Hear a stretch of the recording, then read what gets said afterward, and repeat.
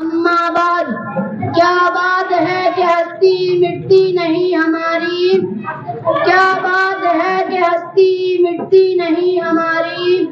صدیوں رہا ہے دشمن دورے جہاں ہمارا۔ محترم حضرات، آج میں ان جیالوں اور سرفروشان اسلام کی تھوڑی سی تاریخ اور ادنا سی جھلک دکھانا چاہتا ہوں، جنہوں نے اپنے تن بندن کی بازی لگا کر اس ہندوستان کو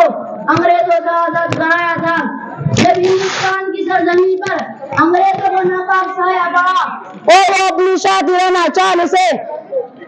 اس ملک کے مالک بن گئے تھے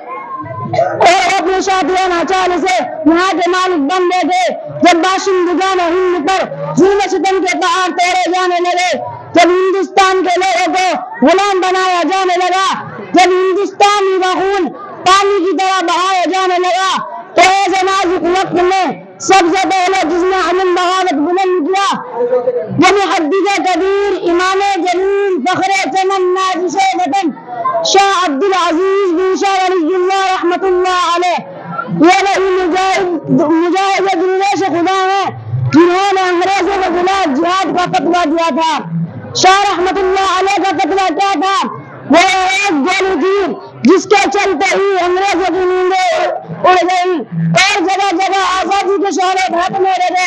اور جگہ جگہ آزادی کے پیسے لہرانے لگے۔ وہ اپنے مدرسے اور خانقاہوں کو چھوڑ کر میدان میں آ گئے اور فرنگوں کے علاج محاذ بن کر منزل کی طرف بے سر و سامان کے عالم میں نکل پڑے اور اس اشعار کے مصداق بن گئے۔ اکیلا ہی چلا تھا جانب منزل مگر، اکیلا ہی چلا تھا جانب منزل مگر، راہ آتے گئے کارواں بنتا گیا۔ یہ کارواں طویل مسافتیں کرتے ہوئے منزل مقصود کی طرف پہنچا ہے۔ یہ ایک لمبی داستانی ہے جس میں امنگیں بھی ہیں اور محرومیاں بھی ہیں۔ ہمارے علماء کرام تو کالے پانی کی جیل میں قیام کرتے ہیں کہ کبھی